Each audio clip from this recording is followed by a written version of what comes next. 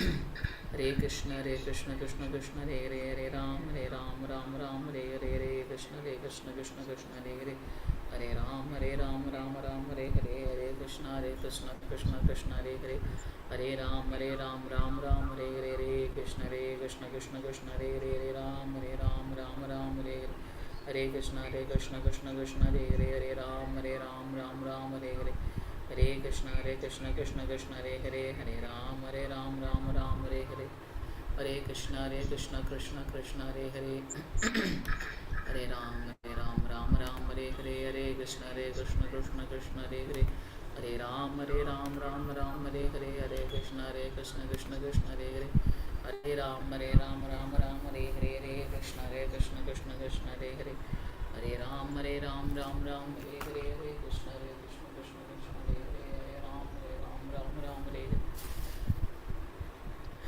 कृष्ण कृष्ण कृष्ण हरे राम राम हरे कृष्ण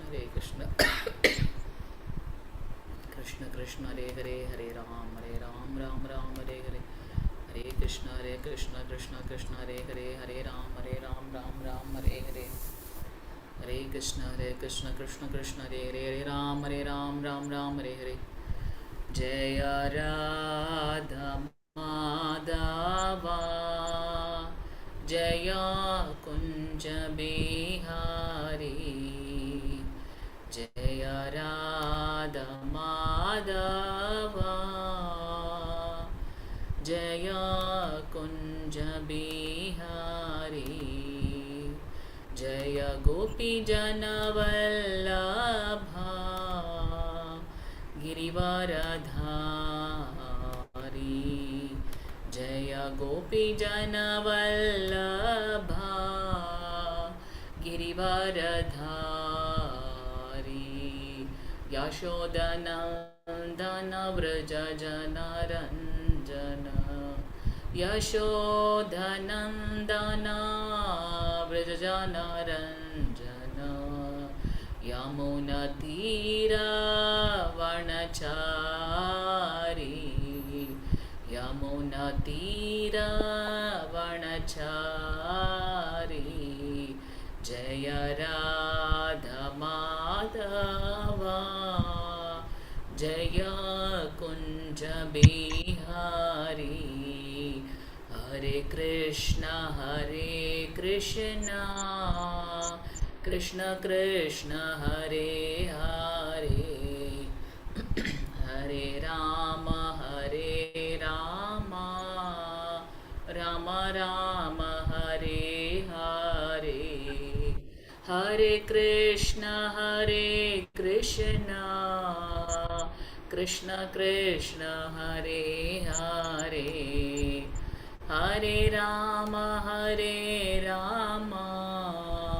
राम राम हरे हरे हरे कृष्ण कृष्ण कृष्ण हरे हरे हरे राम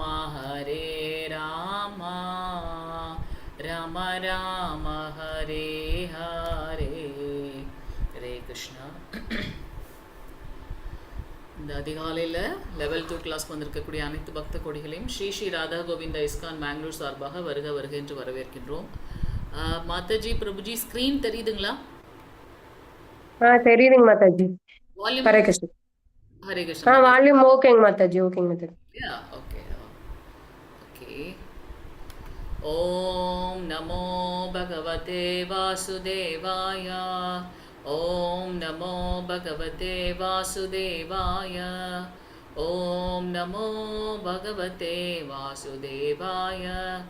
ஓம் அஜ்ஞானதிமிராந்தஸ்ய ஞானாஞ்சனशलाकया चक्षुरुन्मीलितं येन तस्मै श्रीगुरवे नमः. श्रीचैतन्यमनोभीष्टं स्थापितं येन भूतले स्वयं रूपं कथामह्यं तथादिस्वपदान्तिकं वन्देऽहं श्रीगुरु श्रीयुतपदकमलं श्रीगुरून् वैष्णवां च श्रीरूपं साग्रजातं सहगण रघुनाथान्वितं तं सजीवं साद्वैतं सावधूतं परिजनसहितं श्रीकृष्णचैतन्यदेवं श्रीराधाकृष्णपादान् सहगणललिता श्रीविशाखान्वितां च हे कृष्णा करुणा सिन्धु दीनबन्धो जगद्पदे गोपेश गोपिकान्त राधाकान्त नमस्तुते तप्तकाञ्चन गौराङ्गी राधे वृन्दावनेश्वरी वृषभानुसुतदेवी प्रणमामि हरिप्रिये वाञ्छकल्पतरुभ्यश्च कृपासिन्धुभ्यैव च पतितानां पावनेभ्यो वैष्णवेभ्यो नमो नमः। नमो महावदन्याय कृष्णप्रेमप्रदायते कृष्णाय कृष्णचैतन्य नाम्ने गौरे त्वषे नमः। नमो ब्रह्मण्यदेवाय को ब्रह्मणहिताय च जगद्धाय कृष्णाय गोविन्दाय नमो नमः। गुरवे गौरचन्द्राय राधिकायै ततालये कृष्णाय कृष्णभक्ताय तद्भक्ताय नमो नमः। नमो ॐ विष्णुपादाय कृष्णपृष्ठाय भूतले श्रीमते भक्तिवेदान्तस्वामिन्निति नामिने नमस्ते सरस्वते देवे गौरवाणी प्रचारिणी निर्विशेषशून्यवादी पाश्चात्यदेशधारिणी जय श्री कृष्ण चैतन्य प्रभु नित्यानंदा श्री अद्वैत गदाधर श्रीवासादि गौर भक्तवृंदा हरे कृष्ण कृष्ण कृष्ण हरे हरे हरे राम राम राम हरे हरे ஹரே கிருஷ்ணா. ஓகே, நேற்று நம்ம வந்து அந்த பக்தியோட முன்னேற்ற படிகள், அதில் வந்து நிலைகள்லாம் என்ன அப்படின்றத நம்ம பார்க்குறோம். முதல்ல வந்து பார்த்திங்கன்னா பகவானுடைய அதீதமான கருணை, பகவானுடைய கருணையின் மூலமாகத்தான் நமக்கு பக்தி கிட்டும் பார்க்குறோம். ஸோ அந்த 9 நிலைகளை பார்க்குறோம். ஃபஸ்ட்டு வந்து ஸ்ரத்தா. ஸ்ரத்தா அப்படின்னா என்ன? நம்பிக்கை வைப்பது. ஸோ இங்கே வந்து இதுதான் வந்து ஆரம்ப நிலை அப்படின்னு பார்க்குறோம். திருநாமத்தின் மேலே நம்பிக்கை.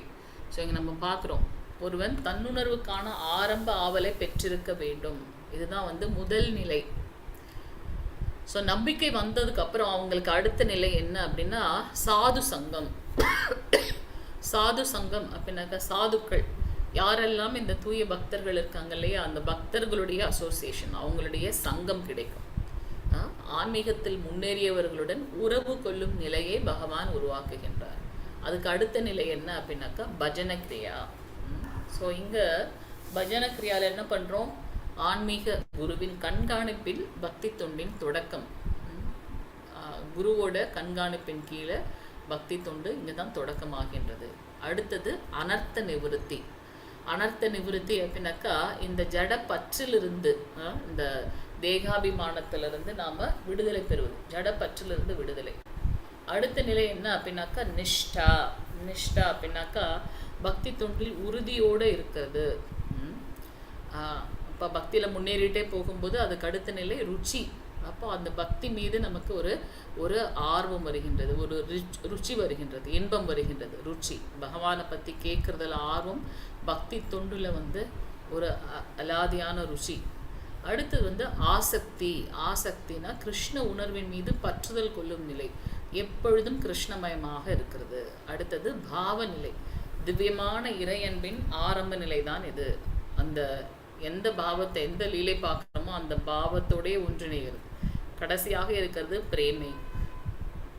பகவான் மேலே அதீதமான அந்த உயர்ந்த நிலை, பிரேம நிலையில் போகிறதுன்னு பார்க்குறோம். ஸோ இப்படி பக்தியோட முன்னேற்ற பாதைகளை வந்து நம்ம பார்க்குறோம். 9 நிலை.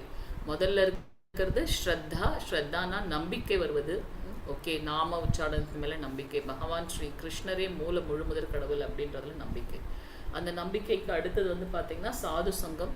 பக்தர்களுடைய சங்கம் நமக்கு கிடைக்கும், அவர்களோடு நம்ம இருக்கக்கூடிய அந்த நிலை கிடைக்கும். அப்படி கிடைச்சதுக்கப்புறம் பஜன கிரியா, ஒரு ஆன்மீக குருவோட கண்காணிப்பில் பக்தி தொண்டோட தொடக்கம். அது முன்னேறி கொண்டே போகும்போது பக்தியில் ஆட்டோமேட்டிக்காக நமக்கு ஜட கலங்கங்கள்லேருந்துலாம், அந்த பற்றுலேருந்துலாம் நாம் விடுதலை அடைவோம். அதில் ருசி இருக்காது நமக்கு. அடுத்தது பார்த்திங்கன்னா நிஷ்டா. நிஷ்டானா அந்த பக்தி தொண்டில் உறுதியோடு இருப்பது. அடுத்தது ருச்சி, ஆசக்தி, பாவநிலை, பிரேமை. இந்த மாதிரி 9 நிலைகள் இருக்குது. ஏதாவது டவுட் இருக்காதுல்ல? ஹரே கிருஷ்ணா, இருக்கீங்களா எல்லாரும்? புரியுதுங்க மாதாஜி. ஹரே கிருஷ்ணா மாதாஜி. டவுட் இல்லைங்க மாதாஜி. ஹரே கிருஷ்ண மாதாஜி. நன்றி அந்த மாதாஜி. 9 நிலையம் தனியா இதுல போட முடியுமா? குருக்குள்ள போட முடியுமா மாதாஜி? போட்டுலாம் பிரபு. இது அப்படியே அது யாராவது ஒரு ஸ்கிரீன்ஷாட் எடுத்துக்கோங்க. அது ஸ்கிரீன்ஷாட் மறுபடியும் அது இது பண்ணாதான் இது எடுத்துட்டேங்க ஆகும். மாதாஜி. நீங்க அது ஸ்கிரீன்ஷாட் குரூப்ல எடுத்திருக்கேங்க மாதாஜி. அது குரூப்ல போட்டுருங்க மாதாஜி. அட்மின் தாங்க மாதாஜி போட முடியும், நம்ம போட முடியும். பாக்குறேங்க மாதாஜி. அச்சா புவனேஸ்வர் மாதாஜி தானா? ஓகே. விஜயலட்சுமி மாதாஜி நம்பர் இருந்தா நீங்க அவங்களுக்கு அனுப்பிச்சிருங்க, அவங்க போட்டுருவாங்க. சரிங்க மாதாஜி. ஹரே கிருஷ்ணா. ஹரே கிருஷ்ண மாதாஜி. ஸோ இந்த மாதிரி ஸ்ரத்தா, சாது சங்கம், பஜன கிரியா, அனர்த்த நிவர்த்தி, நிஷ்டா, ருச்சி, ஆசக்தி, பாவநிலை, பிரேம், இந்த மாதிரி 9 நிலைகள்ல பக்தியில் நாம முன்னேற முடியும் அப்படின்றத நம்ம பார்க்குறோம். சரி, இதை எப்படி இதுதான் வழி அப்படின்றது எப்படின்னா சாஸ்திரத்துல சொல்லப்பட்டிருக்கு. பகவான் ஸ்ரீ கிருஷ்ணரே இதற்கு வந்து ஒரு முன்னுதாரணமாக நமக்கு எடுத்து செல்கின்றார் அப்படின்றத நம்ம பார்க்கலாம். 11வது ஸ்லோகம் வாசம் யாராவது? ஹரே கிருஷ்ணா. ஓகே. ये यथा मां प्रपद्यन्ते तांस्तथैव भजाम्यहं मम वर्त्मानुवर्तन्ते मनुष्या भारत सर्वशः.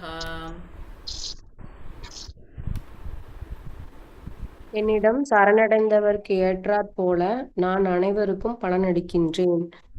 பிருந்தாவனின் மகனே, எல்லா விதத்திலும் அனைவரும் என் வழியை பின்பற்றுகின்றனர். ஹரே கிருஷ்ணா. ஹரே கிருஷ்ண. நான் உங்களை ஹோஸ்ட் பண்ணியிருக்கேன் மாதாஜி. ஏதாவது பேக்ரவுண்டு நாய்ஸ் வந்ததுன்னா பார்த்தேன். ஏ யதா மாம் பிரபத்தியந்தேன்னா சரணடைகிறது. மாம் என்னிடம், நான் அதற்கு ஏற்றார் போல பலனளிக்கின்றேன். பகவானிடத்துல நாம எப்படி சரணாகதி பண்றோமோ அதற்கு ஏற்றார் போல பகவான் பிரதிபலிக்கின்றார், ஒரு கண்ணாடி போல, இல்லையா? ஸோ எல்லா விதத்திலும் அனைவரும் என் வழியையே பின்பற்றுகின்றனர். ஸோ பகவானிடத்துல நாம எப்படி சரணாகதி பண்றோமோ அதற்கு ஏற்றார் போல பகவான் நமக்கு ரெசிப்ரோகேட் பண்றார். நாம அவரை வந்து ஒரு மகனாக, அதுதான் அந்த 5 விதமான ரசங்கள் பார்க்குறோம்ல, மொத்தம் 12 விதமான ரசங்கள் நீங்க L3ல படிப்பீங்க. அதுல பிரதானமாக இருக்கிறது இந்த 5 விதமான ரசங்கள். அவரை வந்து நம்ம மகனாக பார்த்தோம் அப்படின்னாக்கா அவர் மகனாக இருக்கார். அவரிடத்துல வந்து பார்த்தீங்கன்னா ஒரு ஒரு ஒரு சேவகனாக நாம வந்து பாவிக்கும் போது அவர் அதற்கேற்றார் போல இருக்கார். ஸோ இன்னொன்று வந்து அதிகாரப்பூர்வமான ஆச்சாரிய பரம்பரையிலிருந்து வந்து அங்கீகரிக்கப்பட்ட ஆன்மீக குருவோட வழிகாட்டுதலின் கீழ் பக்தி தொண்டினை பயிற்சி செய்வதால் எல்லா விதமான பௌதீக பற்றுதல், ஆன்மீக தனித்துவத்தை கொண்ட பயம், சூன்யவாத தத்துவத்தினால் எழும் விரக்தி. சூன்யவாதம்னா அது சூன்யம், எதுவுமே வந்து உண்மை இல்லை அப்படின்னு அவங்க சொல்றது. சூன்யமானது, அது எப்படி சூன்யம் சொல்ல முடியும்? நம்ம தான் பார்க்குறோமே, இந்த பிரபஞ்சம், இந்த லோகம், இந்த இயற்கையெல்லாம் இருக்குன்னு நம்ம பார்க்குறோமே. அப்போ இதெல்லாம் உண்மை இல்லை, இது இல்லவே இல்லை. இது ஆக மொத்தம் இது வந்து ஜடலோகமாக இருந்தாலும் ஒரு இல்யூஷன், மாயையாக இருந்தாலும் ஆனால் இருக்கே, இல்லையா? ஸோ இது பகவானுடைய பகிரங்க சக்தி. ஆனால் இந்த சூன்யவாதிகள் என்ன சொல்கிறாங்க? இது எதுவுமே வந்து உண்மையே கிடையாது அப்படின்னு சொல்கிறாங்க. ஸோ அதுலேருந்தெல்லாம் நாம் விடுதலை அடையப்பட வேண்டும். தவறான வழிகாட்டுதலிருந்து நாம் மீளப்பட வேண்டும்னா என்ன வேணும்? நமக்கு ஆன்மீக குருவோட வழிகாட்டுதல் மிக மிக முக்கியம்.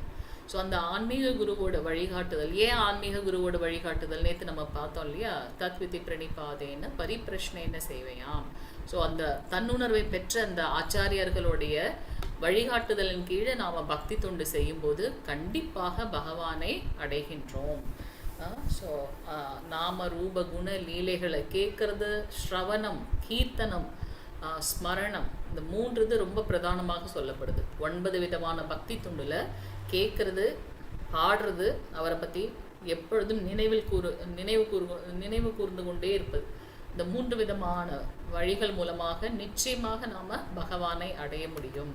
ஸோ அதற்கு முதல்ல நமக்கு என்ன? ஒரு அதிகாரப்பூர்வமான குருவோட வழிகாட்டுதல் மிக முக்கியம். ஸோ இங்கே வந்து பகவானை 3 நிலைகளில் புரிஞ்சுக்கிறத பற்றி நேற்று பார்த்தோம் இல்லையா? பரபிரம்மமாக எல்லா இடத்துலையும் வியாபித்து இருக்கின்றார். அடுத்தது பரமாத்மாவாக எல்லோருடைய இதயத்திலும் இருக்கின்றார். கடைசியாக அவர் முழுமையான புரிதல் என்ன அப்படின்னா பரம புருஷராக இருக்கின்றார். அவர் வந்து நம்மை போல ஒரு ரூபம் கொண்டவர். அந்த ரூபம் எப்படிப்பட்டது, நமக்கும் பகவானுக்கும் இருக்கக்கூடிய வேறுபாடெல்லாம் நம்ம நேற்று பார்த்தோம். ஸோ பகவானை அந்த ரூபத்துல வழிபடுறதா வந்து பூரணமான புரிதல் அப்படின்னு பார்க்குறோம். ஸோ அந்த பலவிதமான ஆசைகள் இருக்கு ஒவ்வொருத்தவங்களுக்கும். ஒருத்தர் என்ன பண்றாங்க, இந்த பௌதிக நிறைய வீடு வேணும், காசு வேணும், நிலம் வேணும், இந்த இந்த பௌதீகமான விஷயத்திலேயே ஆட்கொள்ளப்படுறாங்க. மண், பெண், பொன், அது மேல ஆசை. அவங்க என்ன பண்றாங்க, அப்போ அந்த பிராகிருத லோகத்தோட விஷயங்கள்லயே அவங்க ஆட்கொள்ளப்படுறாங்க.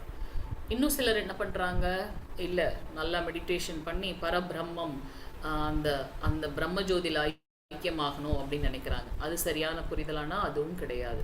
அடுத்தது நானும் பகவான் நீனும் பகவான், ஏன்னா உனக்குள்ளேயும் நாராயணன் இருக்கார், எனக்குள்ளேயும் நாராயணம் இருக்கார். ஸோ அந்த நிலையில அவங்க போறாங்க. அதுவும் வந்து சரியான புரிதல் அல்ல.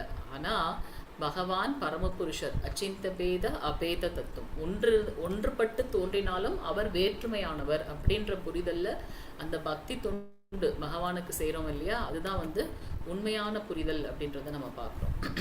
இப்போ நம்ம பார்த்தோம் இல்லையா, 12 விதமான பிரதானமான ரசங்கள்ல பிரதானமாக இருக்கிறது 5 வித ரசங்கள். இது நம்ம ஆல்ரெடி நிறைய கிளாஸ்ல பார்த்துருக்கோம். சாந்த ரசம் அப்படின்னாக்கா அவருக்கு ஏதாவது ஒரு ரூபத்துல பக்தி தொண்டு செய்யணும்.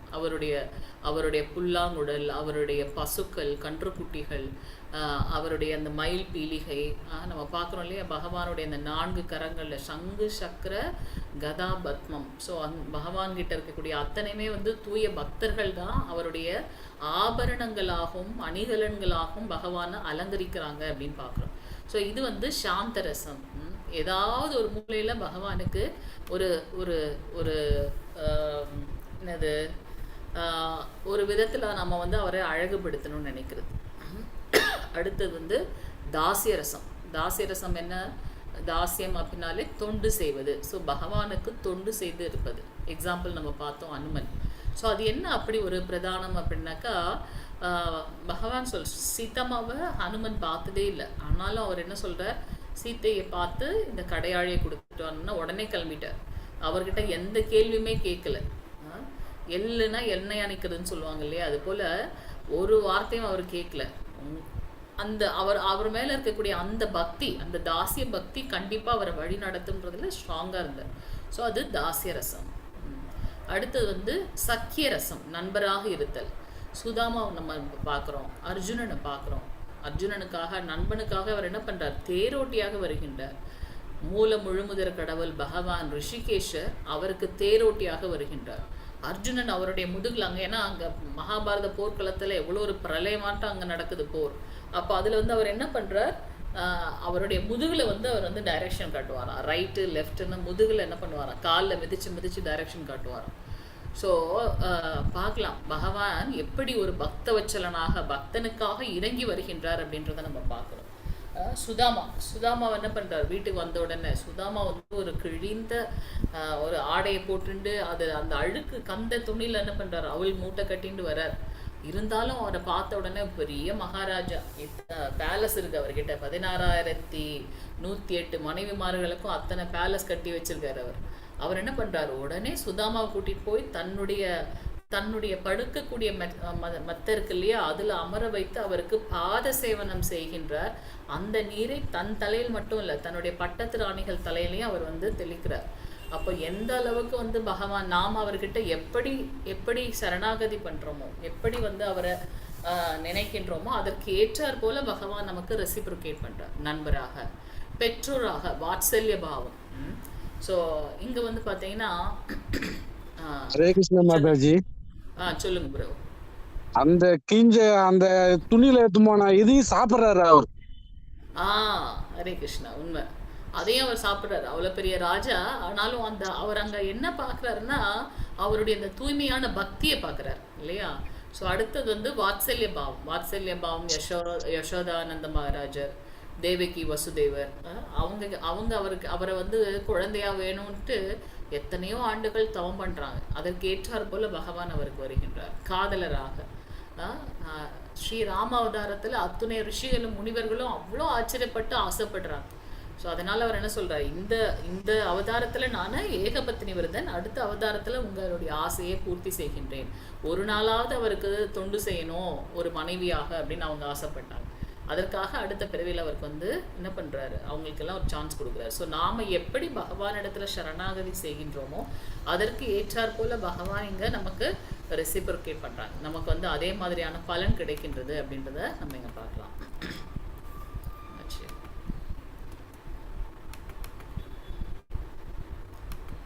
ஓகே,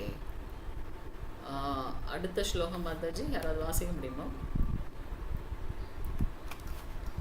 சாதுர்வர்ணயம் மாயசிருஷ்டம் குணகர்ம விபாவசாம் தத்ய கர்ம தாரமபிமாம் வித்யத்ய கர்த்தாரம் மவ்யாயம். மூன்று வித இயற்கை குணங்களுக்கும் அவற்றின் செயல்களுக்கும் ஏற்ப மனித சமூகத்தின் 4 வகை பிரிவுகள் என்னால் ஏற்படுத்தப்பட்டன. இம்முறை படைத்தவன் நானே ஆயின் மாற்றமற்ற எண்ணெய் செயல்களும் அப்பாற்பட்டவனாக அறிந்து கொள். ஹரே கிருஷ்ணா.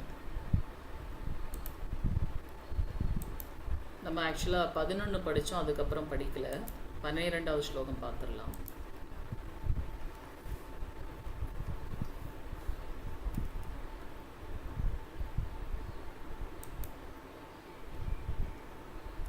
காங்ஷந்த கர்மணாம் சித்தம் யஜந்த இஹ தேவதாஹ க்ஷிப்ரம் ஹி மானுஷே லோகே சித்திர் பவதி கர்மஜா. ஸோ பலன் தரும் செயல்களில் வெற்றியை விரும்பும் இந்த உலக மனிதர்கள் தேவர்களை வழிபடுகின்றனர். இவ்வுலகில் இத்தகைய செயல்களுக்கு விரைவில் பலன்கள் கிடைப்பது உண்மையே. இதை மீண்டும் வந்து அர்ஜுனன் வந்து பகவான் கிட்ட கேட்பார், நீங்களே புருஷோத்தமர் என்னும் போது இவங்கெல்லாம் ஏன் வந்து இந்த 3 வெவ்வேறு விதமான வழிபாடுகள்லாம் செய்கிறாங்க தேவர்களை அப்படின்ற கேள்விகள் பின்னாடி வரப்போகுது. இங்கே வந்து பகவான் சொல்கிறார். ஸோ எப்படி வந்து இந்த 3 நிலைகளை பார்த்தோம் இல்லையா, ஏதாவது ஒரு பலன் வேணும்னு அவங்க இந்த பக்தர்கள் எல்லாம், பக்தர்கள் இல்லை, இந்த உலகத்தில் இருக்கவங்கெல்லாம் என்ன பண்ணுறாங்க, தேவர்களை வழிபாடு செய்கிறாங்க. ஏன்னா இன்ஸ்டண்ட்டாக அவங்களுக்கு வந்து பலன் வேணும், அதனால தேவர்களை வழிபாடு செய்கின்றார்கள் அப்படின்றத இங்கே பார்க்குறோம். ஏன் அப்படின்னாக்கா அவங்களுக்கு பலநோக்கு செயல் மேலே அதீதமான ஒரு பற்று. ஏன் மக்கள் கிருஷ்ணரை தவிர மற்றவர்களை வழிபடுகின்றார்கள்? அதுதான், அதுக்கான பதில் தான் அது. விரைவில் பலன்கள் வேண்டும், தற்காலிக விஷயங்கள் மீது அதீதமான ஆசை. இந்த லோகம் வந்து துக்காலயம் அசாஸ்வதம் தெரிந்துமே கூட நம்மனோ இங்கேயே இருக்க போகிறோம், நமக்கு மரணம் என்பதே கிடையாதுன்றது போல் நாம் ஒரு அந்த அகங்காரம் மமகாரத்தில் விழுந்து நாம் என்ன பண்ணுறோம், நிறைய ஜட பற்றுதலுக்கு உண்டான விஷயங்களை நம்ம செய்கின்றோம். ஸோ தற்காலிகமான தலைவர்களை வழிபாடு பண்ணுறது இல்லையா. ஸோ நிரந்தர தீர்வுக்கு நம்ம என்ன பண்ண வேண்டும் அப்படின்னாக்கா கிருஷ்ண பக்தி, கிருஷ்ண உணர்வு நம்ம வளர்த்து கொள்ள வேண்டும். மற்றபடி இந்த இகலோகத்தில் இருக்கிறது எல்லாமே வந்து பார்த்திங்கன்னா தற்காலிகமானது அப்படின்றத நம்ம இங்கே பார்க்கலாம். ஸோ பலவிதமான ஆன்மீக முறைகள் பல விஷயங்களை உணர வைப்பது போல அனைத்துமே கிருஷ்ணரை வெவ்வேறு நிலைகள் உணர வைப்பது. ஸோ இங்கே வந்து கிருஷ்ணரை உணர்ந்து கொள்வது தான் உன்னதமான நிலை. அதுதான் நம்ம வந்து ஒரு அதீதமான இலக்கு. வாழ்க்கையோட நோக்கமே என்ன அப்படின்னாக்கா பகவான் ஸ்ரீ கிருஷ்ணர் முழுமுதற் கடவுள், அவருக்கு பக்தி தொண்டு செய்து கிடப்பதே வந்து உண்மையான நோக்கம். ஸோ அதுதான் புத்திசாலிகள் செய்யக்கூடிய வேலை. முட்டாள்கள் என்ன பண்ணுவாங்க, தற்காலிகமான தீர்வுக்காக இந்த இகலோக சுகங்களை அனுபவிக்க முயற்சி செய்கின்றார்கள். அதனால் கிருஷ்ண உணர்வை நாம் முயற்சி செய்ய வேண்டும்.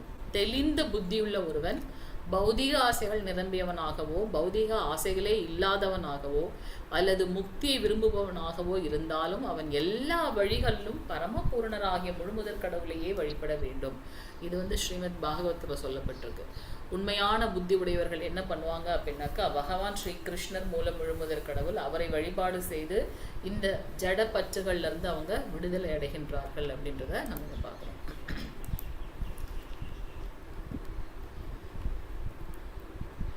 ஸோ இதான் மாதாஜி வாசிச்சாங்க. அதீதமான, இது ரொம்ப முக்கியமானது. 3 வித பகவானே சொல்றார். சாதுர்வர்ணியம் மயா சிருஷ்டம். இந்த 4 வர்ணங்கள், சாதுர் அப்படின்னாக்க 4 வர்ணங்கள் என்னால், மயா சிருஷ்டம் என்னால் தான் உருவாக்கப்பட்டிருக்கு இல்லையா. குணகர்ம விபாகஷ, அது எப்படி உருவாக்கப்பட்டிருக்கு அப்படின்னாக்கா அவரவர்களுடைய குணங்களுக்கு ஏற்றாற் போல இந்த 4 வர்ணங்கள் ஏற்பட்டிருக்கு. தஸ்ய கர்த்தாரம் அபிமாம் வித்ய கர்த்தாரம் அவ்யயம். இந்த முறையை படைத்தவன் நானாக இருந்தாலும் இதற்கெல்லாம் அப்பாற்பட்டவனாக நான் இருப்பதை அறிந்து கொள் அப்படிங்கிறார் பகவான். நம்ம இந்த இந்த அத்தியாயத்தோட தலைப்பே உன்னத ஞானம் இல்லையா? இது வந்து ரகசியமான ஞானத்தை பகவான் சொல்றார். ஸோ இங்க வந்து பார்த்தீங்கன்னா 3 வித குணங்களுக்கு ஏற்றாற் போல இந்த 4 வர்ணங்கள் அமைக்கப்பட்டிருக்கு. 3 வித குணங்கள் நமக்கு தெரியும் இல்லையா? என்னென்ன அந்த 3 விதமான குணங்கள்? சத்துவகுணம், ரஜோகுணம், தமோகுணம். இப்போ சத்துவகுணத்தில் மேலோங்கி இருக்கிறதுனால அவங்க பிராமணத்தன்மையை எடுத்துக்கொள்கின்றார்கள். ரஜகுணத்தில் மேலோங்கி இருக்கிறதுனால அவங்க சூத்திரர்களாக மாறுகின்றார்கள். இப்படி அவரவர்களுக்கு ஏற்ற குணங்களுக்கு ஏற்றாற் போல இந்த 4 வர்ணங்கள் என்னாலேயே உருவாக்கப்பட்டிருக்கு அப்படின்றார் பகவான்.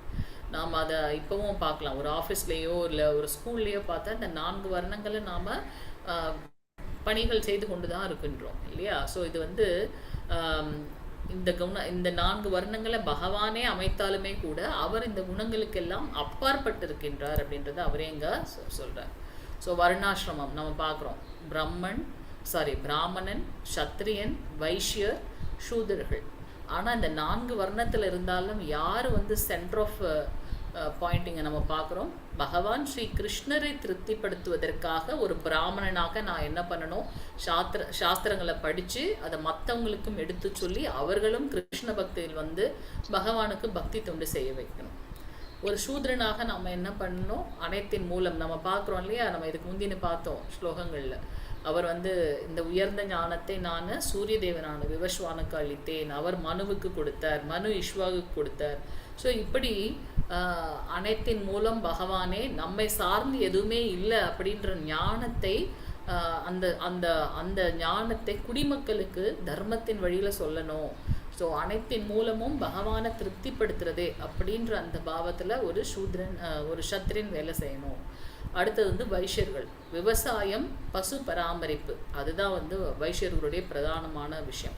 ஸோ அதை கிருஷ்ணர் எனக்கு இந்த சேவை கொடுத்துருக்கார். அவரை திருப்திப்படுத்துறது, அவர் எல்லா இடத்துலையும் வியாபித்திருக்கார். அவங்களுக்கு ஏற்ற உணவுகளை வந்து தயாரிப்பது, அதை வணிகம் செய்வது, அதுதான் வந்து வைஷ்யர்களுடையது. அடுத்து வந்து சூத்ரர்கள். அனைத்து வர்ணத்தவருக்கும் சேவை செய்யக்கூடிய மனப்பான்மை. சூத்திரர்களை மற்றவர்களும் வந்து பாதுகாப்பாங்க. இதில் உயர்வு தாழ்வு என்றெல்லாம் கிடையாது. இப்போ ஒரு உடல் எடுத்துட்டோம் அப்படின்னாக்கா தலை மட்டும் இருந்ததுன்னா அதுக்கு வந்து மதிப்பானா இல்லை. அதுபோல் கால் மட்டும் இருந்தால் மதிப்பானா இல்லை. ஸோ அனைத்து வர்ணத்தவர்களும் சேர்ந்து ஒற்றுமையாக ஒரே நோக்கம் என்ன? பகவான் கிருஷ்ணரை திருப்திப்படுத்துவதே அப்படின்னு ஒரே நோக்கத்தோடு செயல்பட்டால் ஒழிய இது வந்து வர்ணாசிரம தர்மம் வந்து அதுதான் வர்ணாசிரம தர்மம் அப்படின்றத நம்ம இங்கே பார்க்கணும். ஸோ இதனால் அதீதமான பற்றுதல்கள்லேருந்தும் ஆசைகள்லேருந்தும் விடுவிக்கப்படுவது எதனால் அப்படின்னாக்கா இந்த வர்ணாசிரம தர்மத்தை ஃபாலோ பண்ணுறதுனால. குணம் மற்றும் கர்மத்தின் அடிப்படையிலானது. இதனுடைய நோக்கம் மிருக நிலையிலிருந்து மனிதர்களை உயர்த்தி அவர்களிடம் கிருஷ்ண உணர்வை முறையாக வளர்ப்பது. அதுதான் வந்து இந்த வர்ணாசிரம தர்மத்துடைய நோக்கம். அப்படி இல்லைன்னா நம்மளும் என்ன பண்ணுறோம்? Meeting, eating, dating, sleeping, defending, 5 விதமான விஷயங்களை பண்ணுறோம். நம்மளும் என்ன பண்ணுறோம்? சாப்பிட்றோம், தூங்குகிறோம், அதுக்கப்புறம் வந்து உணவு, அதாவது இனப்பெருக்கம் செய்வது, மற்ற டிஃபெண்டிங்னா சண்டை போடுறது, பாதுகாக்கிறதுக்காக நம்ம செய்யக்கூடிய விஷயங்கள். ஸோ இதே தான் விலங்குகளும் செய்யுது. அதுவும் சாப்பிடுது, அதுவும் தூங்குது, அதுவும் மற்றவங்க கிட்ட இருந்து பாதுகாத்துக்கிறதுக்காக சண்டை போடுது, அதுவும் இனவிருத்தி செய்யுது. அப்போது மனுஷங்களை மிருகத்திலேருந்து வேறுபடுத்தி காட்டுறது என்ன அப்படின்னாக்கா இந்த கிருஷ்ண உணர்வு. அதற்கு உண்டான பயிற்சி அப்படின்றத நம்ம இங்கே பார்க்கலாம். ஸோ இந்த வர்ணாசிரம தர்மம் பிறப்பின் அடிப்படையில் இல்லை. என்னுடைய தந்தையார் வந்து பிராமணர்னா நானும் பிராமணனா அப்படி அல்ல. நமக்கு இருக்கக்கூடிய அந்த குணத்திற்கு ஏற்றார் போல தான் அது வந்து தன்மை மாறுகின்றது. நம்ம பார்க்குறோம், பிராமணனாக இருந்து அவங்க என்ன பண்ணுறாங்க? சத்திரியராக மாறுறாங்க. எக்ஸாம்பிள் துரோணாச்சாரியர். அவர் ஒரு பிராமணர், ஆனாலும் தன்னுடைய குணத்திற்கு ஏற்றார் போல அவர் சத்திரியனாக மாறுகின்றார். அவருடைய சூழ்நிலை அவரை மாற்றுகின்றது. ஒரு சத்திரியனாக இருந்தாலும் அவங்க வந்து பார்த்தீங்கன்னா பிராமணராக செய்ய முடியும். இது எப்படி அப்படின்னாக்கா அவங்களுக்கு ஏற்றார் போல குணம், அந்த குணத்தின் அடிப்படையில் தான் இந்த வர்ணாசிரமமே தவிர்த்து பிறப்பின் அடிப்படையில் கிடையாது. நான் என்னோட அப்பா பிராமணன்றதுனால நான் அதை கிளைம் பண்ண முடியாது. ஸோ அதனால் பிரபுபாதரும் ஸ்ரீகிருஷ்ணரோட இதில் ரொம்ப தெளிவாக நமக்கு கொடுத்துருக்கார், பிறப்பின் அடிப்படையில் இது கிடையாது. அந்த 3 குணங்களுக்கு ஏற்றார் போல தான் அவங்களுடைய இந்த வர்ணங்கள் அமைகின்றது அப்படின்றத பார்ப்போம். யாரொருவர் இந்த எல்லைக்கு உட்பட்ட அறிவிற்கு அப்பால் உள்ள பரமபுருஷனை பற்றிய ஞானத்தை அடைகின்றார்களோ அவரே தூய வைஷ்ணவர். ஸோ பகவான் இந்த 3 நிலைகளுக்கெல்லாம் அப்பாற்பட்டவர். ஸோ அந்த பிராமணர்களை காட்டிலும் உயர்ந்த நிலை என்ன அப்படின்னாக்கா வைஷ்ணவர்கள். அந்த நிலையை அனைவருமே அடைய முடியும். எப்படி? இந்த பக்தி மார்க்கத்தில். ஸோ பக்தி தொண்டு செய்வதன் மூலமாக. ஸ்ரவணம், கீர்த்தனம், விஷ்ணு ஸ்மரணம். ஸோ கிருஷ்ணர் உயிர்வாழியின் ஆசை மற்றும் செயல்களை கட்டுப்படுத்துகின்றாரா அப்படின்னு ஒரு கேள்வி வரும். அது இல்லை. நம்மளுடைய குணங்களுக்கு ஏற்றாற் போல நம்மளுடைய கர்மங்கள், அந்த கர்மங்களுக்கு ஏற்றாற் போல பலன்களை நாம் அனுபவிக்கின்றோம். கிருஷ்ணர் எதையும் வந்து அவர் இந்த குணங்களுக்கெல்லாம் உட்பட்டவரானா அப்படி கிடையாது. அவர் வந்து சர்வ சாட்சியாக எல்லாருடைய இதயத்திலும் இருந்து நாம் என்ன ஆசைப்படுறோமோ அதை அவர் நமக்கு சாங்ஷன் பண்ணி கொடுக்குறார், அதை அனுமதிக்கின்றார், அவ்வளவுதான் இல்லையா? ஸோ அதை நம்ம தெளிவாக புரிந்து கொள்ள வேண்டும். இப்போ நமக்கு இதெல்லாம் வழின்னு சொல்லியாச்சு. இதை மீறி நான் வந்து பக்தி தொண்டை தவிர்த்து இன்னும் புலனின்பத்திலேயே இருப்பேன் அப்படின்னாக்கா அதோட கதி நம்மளுடைய ஃபால்ட்டு தான் இல்லையா? அதுக்கு நம்ம வந்து கிருஷ்ணரை வந்து சொல்ல முடியாது. ஸோ இதை நேற்று கூட நம்ம பார்த்தோம். ஒரு ஜீவாத்மா என்ன ஆசைப்படுது, பரமாத்மா அதை அனுமதிக்கின்ற அந்த இயற்கை அந்த செயலை நடத்துறதுக்கு உறுதுணையாக இருக்குது அப்படின்றத நம்ம இங்கே பார்க்குறோம். ஸோ ஒவ்வொரு நிலைக்கும் நம்மளுடைய அந்த உயர்ந்த தாழ்ந்த எந்த நிலையாக இருந்தாலும் அதற்கு நாம தான் காரணமே தவிர்த்து பகவானுக்கும் அதுக்கும் எந்த ஒரு சம்பந்தமும் கிடையாது. ஸோ ஆன்மீக வாழ்க்கையின் சாரமே நம்முடைய தனி சுதந்திரத்தை சரியாக உபயோகிப்பது தான். ஒரு ஜீவாத்மாவாக நான் என்ன பண்ணணும், பகவானுக்கு பக்தி தொண்டு செய்ய வேண்டும். அதுதான் வந்து உண்மையான சாரம் அப்படின்றத நம்ம இங்கே பார்க்குறோம். 14வது ஸ்லோகம் யாராவது வாசிக்கிறீங்களா? हरे कृष्ण.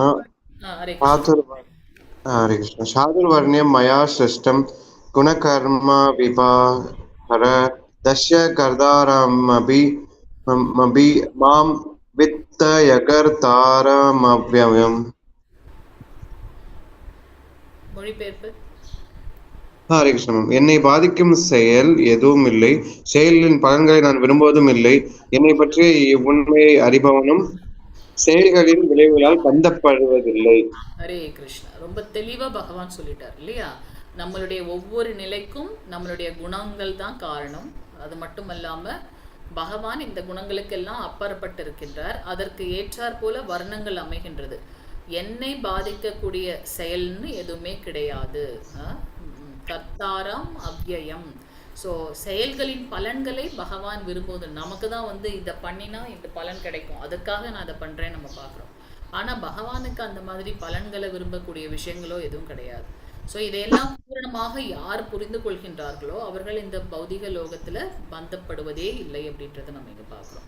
ஸோ நமக்கு தான் வந்து செயல் செய்தால் அதனுடைய விளைவுகள் அதற்கு ஏற்றாற் போல நம்மளுடைய செயல்கள். ஆனா பகவானுக்கு அப்படி இல்ல. இந்த ஸ்லோகம் வந்து 4.13 4.14 கிடையாது. ஆனா ஸ்லைட்ல 4.14ன்றது.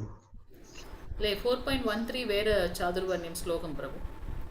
ஹரே கிருஷ்ணா. மாமா 4.14 வந்து பகவத்கீதையில என்ன கொடுத்திருக்காங்க, நான் மாம் கர்மாணி அப்படின்ற ஒரு ஸ்லோகம் ஸ்டார்ட் ஆகுது. சரி பாப்போம். Hare Krishna. Okay ma'am. So கிருஷ்ணராக எதையும் செயல்படுவதில்லை, அவரை பாதிக்கக்கூடிய செயல்களும் எதுவும் இல்லை, அவருக்கு பௌதிக ஆசைகள் இல்லை, அவருடைய செயல்கள் ரொம்ப ஆன்மீகமயமானது. அது நேற்று நம்ம பார்த்தோம்ல, ஜன்ம கர்ம சமய திவ்யம். அவருடைய பிறப்பும் செயல்களும் தெய்வீகமானதுன்னு எவரொருவர் புரிந்து கொள்கின்றார்களோ அவர்கள் மீண்டும் இந்த லோகத்துல பிறப்பெடுப்பதே இல்லை. நம்ம முன்னாடியே பார்த்தோம். இதெல்லாம் பார்க்கும்போது என்ன அவரை பத்தியே பேசிட்டே இருக்காரேன்னு நம்மளுக்கு தோணும். அது வந்து பௌதிகமான விஷயங்கள். இங்க அவர் சொல்லியிருக்கார், நீ என்னுடைய நண்பன், உற்ற நண்பன், பொறாமையற்றவன்றதுனால உனக்கு இந்த ஞானத்தை நான் வழங்குகின்றேன். நேற்று பார்த்தோம் யாருக்கெல்லாம் இந்த உன்னத ஞானம் வழங்கப்படுகின்றது அப்படி. இதுக்கு முன்னாடி அவர் இந்த மாதிரி அவரை பத்தி சொல்லியிருக்காரா? இல்லை. ஸோ இது யாருக்கு வழங்கப்படுகின்றது அப்படின்னாக்கா, யார் ஒருவர் சரியான புரிதல்ல இருக்காங்களோ அவங்களுக்கு மட்டும்தான் இந்த உன்னத ஞானம் வழங்கப்படுகின்றது. எது? பகவான் ஸ்ரீ கிருஷ்ணரே மூல முழுமுதற் கடவுள். அவர் இந்த செயல்களுக்கெல்லாம் அப்பாற்பட்டவர். நாம தான் இந்த பௌதிக லோகத்துல முக்குணங்கள்ல மாட்டின்னு இருக்கோம். அந்த மாயைக்கு சொந்தமானவரும் அவர்தான், மாயைக்கு அப்பாற்பட்டு இருப்பவர் பகவான். ஸோ இந்த உயர்ந்த ஞானத்தை பகவான் கொடுக்கறதுனால தான் இது உன்னத ஞானம், உன்னத யோகம் அப்படின்னு பார்க்குறோம். இது ஒரு யோகம். இதை தெரிந்து கொள்வதன் மூலமாக சரியான புரிதல்ல நாம பக்தி தொண்டு செய்ய முடியும் அப்படின்றத நம்ம பார்க்குறோம். ஸோ கிருஷ்ணர் செயல்படுவதில்லை, எப்படி அவரை படைக்கின்றார், ஆனால் அதிலிருந்து விலகி இருக்கின்றார். அதை நம்ம இப்போ பார்த்தோம். உயிர் வாழி நம்ம என்ன நினச்சிட்டு இருக்கோம், நம்ம என்ன பண்ணுறோம், நான் தான் இந்த செயலை செய்கின்றேன், அப்போ அந்த செயலுக்கு ஏற்றாறு போல நான் வரும்போது அதற்குண்டான விளைவுகளுக்கும் நாம் ஆட்கொள்ளப்படுகின்றோம். இந்த மற்ற அபக்தர்களுடைய நிலை இது. பக்தர்கள் என்ன நினைக்கிறாங்க, பகவானுடைய கருணை இந்த இந்த நான் இருக்கக்கூடிய இந்த நிலை. ஸோ அதனால் என்ன நடந்தாலும் பகவானுக்காக பக்தி தொண்டு செய்ய வேண்டும். ஸோ எது செய்தாலும் அதை பகவானை திருப்திப்படுத்துறதாக இருக்க வேண்டும். அப்படி அவங்க இருக்கும்போது இந்த ஜட பற்றுதலேருந்து அவங்க விடுவிக்கப்படுகின்றார்கள் அப்படின்றத நம்ம இங்கே பார்க்குறோம். ஸோ என்ன செயல் நாம் நினைக்கின்றோமோ அதற்கு ஏற்றாற் போல செயல்கள் நடக்கின்றது. நான் தேர்ந்தெடுப்பவைக்கு பகவான் பொறுப்பு அல்ல, நம்மளுடைய செயல்களுக்கு அவர் பொறுப்பு கிடையாது. நம்ம எல்லா விஷயமும் இப்போ தெரிஞ்சிருச்சு, இருந்தாலும் நான் இந்த புலன் திருப்திலேயே இருப்பேன் அப்படின்னாக்கா அது நம்மளுடைய கர்மா, நம்ம தான் இந்த கர்மத்தை செய்கிறோம் இல்லையா? ஸோ அதுக்கு பகவான் பொறுப்பேற்க முடியாது. 15வது ஸ்லோகம்.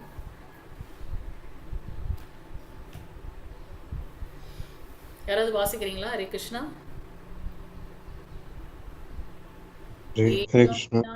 कृतं कर्म पूर्वैरभिमुमुक्षुभिः குரு கர்மைவ தஸ்மாத் த்வம் பூர்வை பூர்வதரம் கிருதம். ஸோ இங்கே பார்க்குறார், முற்காலத்தில் விடுதலை பெற்ற ஆத்மாக்கள் எல்லோரும் என்னுடைய உன்னத இயற்கையை உணர்ந்த வண்ணம் செயல்பட்டனர். முன்னாடியெல்லாம் எல்லாரும் இந்த உயர்ந்த ஞானத்தை பெற்று அந்த மாதிரியான பாவத்தில் அவங்களோட செயல்கள் இருந்தது. எனவே அவர்களது அடிச்சுவட்டை பின்பற்றி நீயும் உனது கடமைகளை செய்ய வேண்டும். ஜனக மகாராஜர் அவர் ஒரு பிரஜாபதி சக்கரவர்த்தி, ஒரு ராஜனாக எப்படி அவர்கள் செயல்பட்டார்கள். பீஷ்மர், ஸோ அவங்கெல்லாம் பார்த்தீங்கன்னா உன்னத நிலையில் இருந்து பீஷ்ம பிதாமகர் என்ன பண்ணுறார், மகாபாரத போர்க்களத்தில் விழுந்தாலும் மீண்டும் பிறப்பெடுக்கக்கூடாதுன்றதுக்காக பகவானை பார்த்துட்டே விஷ்ணு சகஸ்ரநாமம் சொல்லிக்கொண்டே அவர் தன்னுடைய ஜீவனை துறக்கின்றார் அப்படின்னு பார்க்குறோம். ஸோ இப்படி விடுதலை பெற்ற ஆத்மாக்கள் பகவானுடைய அந்த உன்னதமான குணத்தை உணர்ந்த வண்ணம் அவர்கள் செயல்படுகின்றார்கள். அதுபோல் நீயும் என்ன பண்ணணும், அவங்களுடைய அடிச்சுவட்டை பின்பற்ற வேண்டும். இதில் நமக்கு அவர் உணர்த்துறது என்ன அப்படின்னாக்கா, உயர்ந்த ஆன்மீகிகளுடைய ஃபுட் ஸ்டெப்ஸை நம்ம ஃபாலோ பண்ணணும் அப்படின்றத சொல்கிறார். ஸோ அடிச்சுவட்டை பின்பற்றி கடமைகளை செய்ய வேண்டும். அந்த குரு சீட பரம்பரையை நம்ம ஃபாலோ பண்ண வேண்டும் அப்படின்றத நம்ம இங்கே பார்க்குறோம். 16வது ஸ்லோகம் யாராவது வாசிக்கிறீங்களா? ஹரே கிருஷ்ணா. ஹரே கிருஷ்ணா மேம். ஓகே சரிங்க பிரபுஜி, நீங்க வாசிங்க. ஹரே கிருஷ்ணா. கிம் கர்ம கிம் அகர்மேதி கவயோ அப்யத்ர யோ மோக்ஷாஹ தத்தே கர்ம தவச்ச்யாமி ஞாத்வா மோக்ஷே அஷுபராபாத். அறிவுடையோரும் எது கர்மா செயல், எது அகர்மா செயலின்மை என்பதில் குழம்பு என்றனர். கர்மா என்பது என்ன என்பதை நான் இப்போது உனக்கு விளக்குகிறேன். இதை அறிவதால் எல்லா துரதிஷ்டத்திலிருந்து நீ விடுதலை பெறுவாய். ஹரே கிருஷ்ணா. ஸோ இப்போ பகவான் இந்த கர்மம் அகர்மம் விகர்மம் அதை பற்றி நமக்கு சொல்ல போகிறாங்க. ஸோ இங்கே அறிவுடைய அந்த சான்றோர்களும் கூட சில சமயம் கர்மா அகர்மா பற்றி குழம்புகின்றார்கள். அதை பற்றி நான் உனக்கு எக்ஸ்பிளைன் பண்ணுறேன்றார். 17வது ஸ்லோகம். மாதாஜி வாசிங்க, நீங்கள் ட்ரை பண்ணீங்க இல்லையா? சரிங்க மாதாஜி. கர்மணே யபி போத்தத்வயம் போத்தத்வயம் சக விகர்மண அகர்மண போத்தத்வயம் ககண கர்ணமணே கதி. செயல்களின் நுணுக்கங்களை உணர்வது மிக கடினம். எனவே கர்மா செயல் என்பது என்ன, விகர்ம தடை செய்யப்பட்ட செயல் என்பது என்ன, அகர்ம செயலின்மை என்பது என்ன என்பதை தெளிவாக அறிந்து கொள்ள வேண்டும். ஹரே கிருஷ்ண மாதாஜி. ஹரே கிருஷ்ண மாதாஜி. ஸோ இப்போ அந்த செயல்களோட நுணுக்கங்களை பற்றி நான் உனக்கு சொல்கிறேன். அதை தெரிந்து கொள்வது சற்று கடினம், இருந்தாலும் நான் சொல்கிறேன். செயல்னா என்ன கர்மா, விகர்மா தடை செய்யப்பட்ட செயல்னா என்ன, அகர்மா செயலற்ற தன்மை. இந்த 3 விஷயங்களை பற்றி நான் சொல்கிறேன் அப்படிங்கிறாரு. ஸோ இங்கே நம்ம வந்து அந்த கிளாசிஃபிகேஷன் பார்க்குறோம். ஸோ விகர்மவாதிகள்னா யார் அப்படின்னாக்கா, வேதங்களில் அல்லது சாஸ்திரத்தில் சொல்லப்பட்டதற்கு எதிராக செயல்புரிபவர்கள். எக்ஸாம்பிள் வந்து நம்ம பார்க்குறோம், புலால் உண்பதை தவிர்க்க வேண்டும் சாஸ்திரத்தில் சொல்லப்பட்டிருக்கு. ஆனால் இவங்க அதில் தான் ரொம்ப இன்ட்ரெஸ்டாக இருப்பாங்க. ஸோ அது ஒரு இது வந்து விகர்மவாதிகள், சாஸ்திரத்தில் சொல்லப்பட்டதற்கு எதிராக செயல்களை செய்யக்கூடியவங்க. அவங்க வேதங்களை ஃபாலோ பண்ண மாட்டாங்க, அந்த விதிமுறைகளை அவங்க அனுஷ்டிக்க மாட்டாங்க. ஸோ இதனால் என்ன ஆகுது அப்படின்னாக்கா, ஒரு மனிதனாக மனித பிறவி எடுத்து இந்த பிறவிக்கு உண்டான செயல்களை செய்யாமல் இருக்கிறதுனால இதற்கு தாழ்வான நிலைகள். எக்ஸாம்பிள் வந்து பார்த்தீங்கன்னா, எப்போவும் இந்த சாப்பிட்ற விஷயத்திலே இருக்காங்க அப்படின்னாக்கா, மரணிக்கும் தருவாயிலும் அதே நினைவுகள் இருக்கும் அல்லவா. அப்போ அதற்கு ஏற்றார் போல ஒரு உடல்வாகு நமக்கு கிடைக்கிறதுனால மனுஷ பிறவியை தாண்டி தாழ்மையான ஒரு உயிரினமாக அவங்க பிறப்பெடுக்கக்கூடிய வாய்ப்புகள் அதிகமாக இருக்கு. இந்த விகர்மவாதிகள் வந்து ஆன்மீகவாதிகளால் ஒத்துக்கொள்ளப்படாது. ஏன்னா அவங்க செய்யக்கூடிய செயல்கள் எல்லாம் தவறானது. அதனால ஆன்மீகிகள் அவங்க ஒத்துக்க மாட்டாங்க. ஸோ அதனால் இந்த மனித பிறவி எடுத்ததுக்கு உண்டான நோக்கமே தெரியாமல் இருக்கிறதுனால அதனுடைய தோல்வி அடைகின்றார்கள். இது வந்து விகர்மவாதிகள். ஸோ விகர்மவாதிகள் வந்து சாஸ்திரத்தில் சொல்லப்பட்டதுக்கு எதிராக செயல்புரிபவர்கள். அதனால் அவங்க வந்து மனுஷ பிறவியை விட தாழ்மையான பிறவி எடுக்கிறதுக்கு நிறைய வாய்ப்புகள். அடுத்த பிறவின்னு ஒன்று இருந்தால் இது வந்து ஆன்மீகவாதிகளால் ஒத்துக்கப்பட மாட்டார்கள். இந்த மனித பிறவி எடுத்ததுக்கு உண்டான நோக்கம் வந்து அவங்களுக்கு அதில் அவங்க வந்து ஃபுல்ஃபில் பண்ணலை, தோல்வியை தான் அடைகின்றார்கள். அடுத்து வந்து கர்மவாதிகள். யார் இந்த கர்மவாதிகள்? செயல்களை செய்யக்கூடியவங்க. சாஸ்திரத்தில் சொல்லப்பட்டது போலவே அவங்களோட செயல்கள் இருக்குது. ஸோ இவங்க வந்து பக்தி உள்ளவர்களாகவும் இருக்காங்க, வேதங்களை ஃபாலோ பண்ணுறவங்களாகவும் இருக்காங்க. ஏன்னா அதில் என்ன சொல்லப்பட்டிருக்கோ, இந்த யக்ஞம் செஞ்சால் இந்த பலன் கிடைக்கும், இந்த விஷயங்கள் செஞ்சால் இந்த மார்க்கத்தில் போவோம் அப்படின்றது இருக்குது. ஸோ அதனுடைய பலன்களாக என்ன பண்ணுறாங்க அப்படின்னாக்கா, ஸ்வர்கலோகமோ அல்லது மற்ற, ஏன்னா பூலோகம் தான் மத்தியில் இருக்குது, இதுக்கு மேலே 6 லோகங்கள் இருக்குது இல்லையா, அவங்களுடைய செயல்களுக்கு ஏற்றாற் போல அந்தந்த லோகங்களுக்கு அவங்க செல்கின்றார்கள். இறுதியில் ஜட உலகத்தில் திரும்பவும் பிறவி எடுக்க முடியும் இவர்களால். ஏன் அப்படின்னாக்கா, இந்த சாஸ்திரத்தில் சொல்லப்பட்டதான் நம்ம பண்ணுறோம், ஆனால் அதில் வந்து அவங்களுடைய சுயநலமான விஷயங்கள் இருக்குது. இந்த யக்ஞம் பண்ணால் இந்த பலன் கிடைக்கும், இந்த யக்ஞம் செய்தால் இத்தனை செல்வங்கள் கிடைக்கும், இத்தனை ஆயுட்காலம் நம்ம இருக்க முடியும் அப்படின்ட்டு அதில் என்ன சொல்லப்பட்டிருக்கோ அதை தான் அவங்க வந்து ஃபாலோ பண்ணுறாங்க. அதனுடைய பலன் என்ன ஆகுது அப்படின்னாக்கா, புண்ணியங்களை சேர்க்கிறாங்க. அந்த புண்ணியத்துக்கு ஏற்றாற் போல உயர் கிரகங்களுக்கு போகிறாங்க. அங்கே புண்ணியங்கள்லாம் முடிஞ்ச உடனே மீண்டும் இந்த பௌதிக லோகத்துக்கு வந்துடுறாங்க, இந்த ஜடலோகத்துக்கு வந்துடுறாங்க, பூலோகத்துக்கு வராங்க. இதுதான் வந்து அவங்களுடையது. அடுத்தது வந்து பார்த்திங்கன்னா அகர்மவாதிகள். ஸோ இந்த அகர்மவாதிகள் எப்படி அப்படின்னாக்கா, அகர்ம பலன் நோக்கு செயல்களின் மேலே பற்று இல்லாமல் இருக்குது. கர்மவாதிகள் என்ன பண்ணுறாங்க, இதை செய்தால் இந்த பலன் கிடைக்கும் அப்படின்னு அந்த பற்றுதல் மூலமாக அவங்களுடைய செயல் இருக்குது. அதுதான் கர்மவாதிகள். ஸோ இங்கே அக்கர்மவாதிகள் எப்படி பண்ணுறாங்க, பலன் நோக்கு செயல்கள் மேலே பற்று இல்லாமல் எல்லா செயலும் பகவானை திருப்திப்படுத்துறதுக்காகவே அவங்க இருக்காங்க. ஸோ அவங்க ஞானத்தின் நிலைக்கு வந்திருப்பவர்கள். ஆத்ம தத்துவம், அந்த ஆத்மாவுடைய நிலை என்னன்றது அவங்களுக்கு புரியும். பயன், உலகின் விளைவு மற்றும் மறுபிறப்பின் பொருள் அறிந்தவர்கள். இப்போ இந்த செயலை செய்தால் அதனுடைய விளைவு என்னவாக இருக்கும், அதில் கிடைக்கக்கூடிய பலன்கள்லாம் என்ன அப்படின்றது தெரிஞ்சிருக்கும். ஸோ மறுபிறப்புன்றதை அவங்களும் நம்புகிறாங்க. பக்தி சேவைக்கு வரக்கூடிய வாய்ப்புகள் அதிகமாக இருக்குது. அவங்க வந்து மற்றவங்களை கம்பேர் பண்ணும்போது அவங்க உயர்ந்த நிலையில் இருக்காங்க. ஏன்னா அவங்க எந்த பற்றுதல் மேலேயும் விருப்பம் இல்லாமல் அவங்களுடைய செயல்கள் இருக்குது அப்படின்றத நம்ம இங்கே பார்க்குறோம். ஸோ நம்ம இதை வந்து ரொம்ப கேர்ஃபுல்லாக நம்ம அணுக வேண்டும். அகர்மவாதிகள் அப்படின்னாக்கா செயலற்ற தன்மை. அப்படின்னா என்னது செயலற்ற தன்மை? பலநோக்கு விஷயங்கள் மேலே பற்று இல்லாமல் இருக்கிறது தான் செயலற்ற தன்மை. விகர்மவாதிகள் சாஸ்திரத்துக்கு அகைன்ஸ்டாக செயல்படுறவங்க. கர்மவாதிகள் பலநோக்கு செயல் மேலே பற்று கொண்டு சாஸ்திரத்தில் சொல்லப்பட்டது போல் அவங்க செயல்களை சேஃபாக பண்ணி என்ன பண்ணுறாங்க, அந்த சொர்க்கலோகங்கள்லாம் போக முயற்சிக்கின்றார்கள் அப்படின்றத நம்ம இங்கே பார்ப்போம். ஸோ இங்கே பலன்களின் மேலே பற்றுதலோடு இருக்காங்க கர்மவாதிகள். விகர்மவாதிகளும் பலன்கள் மேலே பற்றுதலோடு தான் இருக்காங்க. ஏன்னா தாழ்ந்த செயல்களை செய்கிறாங்க. அக்கர்மவாதிகள் அனைத்து செயல்களையும் கிருஷ்ணருக்காக செய்கின்றார்கள். ஸோ இவங்களுடைய அணுகுமுறை எப்படி இருக்குன்னா, கர்மவாதிகள் சாஸ்திரப்படியே செயல்களை செய்கின்றார்கள். விகர்மவாதிகள் அதுக்கு விரோதமாக செயல்களை செய்கின்றார்கள். அகர்மவாதிகள் என்ன பண்றாங்க? புலனுகர்ச்சியும் கிடையாது, ஆசையும் இல்லை, ஒரே ஒரு நோக்கம், நான் பகவானுடைய சேவகன், என்ன எனக்கு கிடைத்தாலும் அது பகவானுடைய கருணையினால கிடைச்சது, அவரை திருப்தி செய்வதற்கு என்னுடைய செயல். அப்படிதான் அந்த பலநோக்கு செயல் மேல பற்று இல்லாம இருக்காங்க அந்த அகர்மவாதிகள். எக்ஸாம்பிள் பார்த்தீங்கன்னா கோபியர்கள்லாம் வந்து அவங்க கடமையை செய்தாங்க, ஆனா கிருஷ்ண உணர்வில் செய்தார்கள். அவங்க வெண்ணெய் எடுக்கும்போதும் சரி, இது வந்து முதல்ல வர்றது இது வந்து என்னுடைய கிருஷ்ணருக்காக.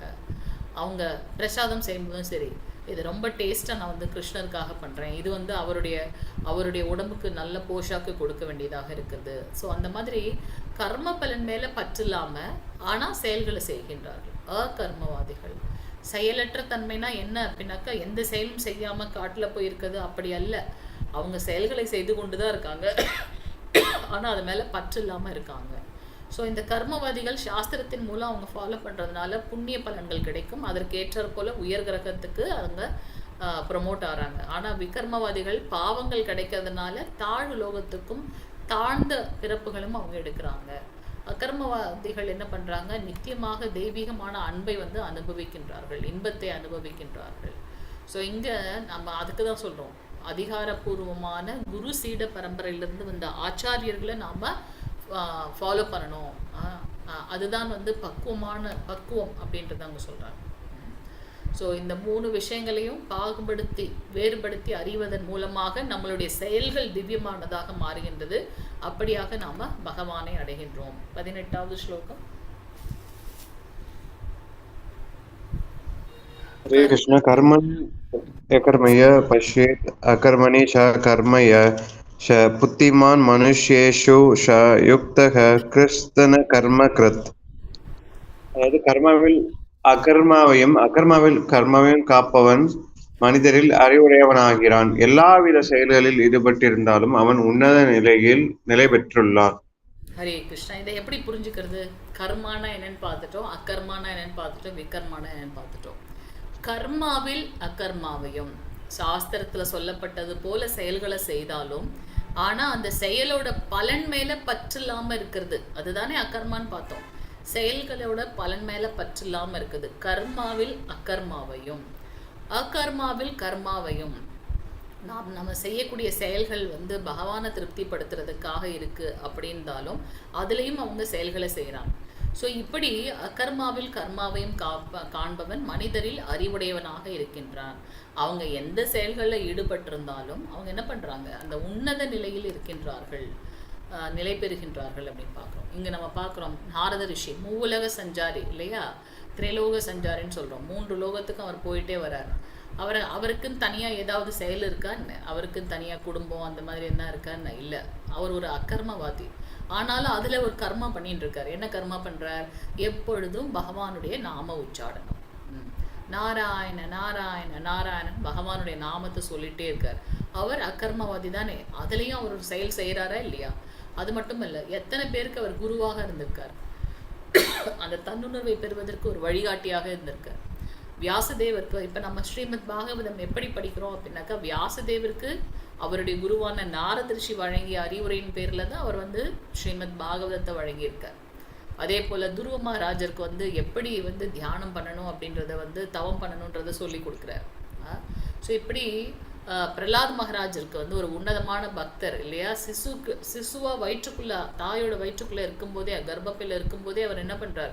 பகவானுடைய நாம ரூப குண லீலைகளை சொல்ல அந்த குழந்தை கேட்டு வெளியில் வரும்போது தூய பக்தனாக வெளியில் வருகின்றது. ஸோ அத்தனை பேருக்கும் வந்து நாரத ரிஷி வந்து ஒரு பெரிய குருவாக இருந்திருக்கார், சரியான வழிகாட்டுதல் பண்ணியிருக்கார். ஸோ அக்கர்மத்தில் கர்மாவையும் கர்மாவில் அக்கர்மாவையும் நம்ம வந்து கோபியர்களை பார்த்தோம். அவங்க செயல்கள் செய்துட்டு தான் இருக்காங்க, ஆனால் அதனுடைய பலன் மேலே அவங்களுக்கு பற்றுதல் இல்லை. என்ன செய்தாலும் இது கிருஷ்ணரை எப்படி திருப்திப்படுத்தும், எப்பவும் கிருஷ்ணமயமாகவே அவங்க செயல்படுறாங்க. ஸோ கர்மா செய்தாலும் அதோட பலன் மேலே பற்று இல்லாமல் இருக்காங்க.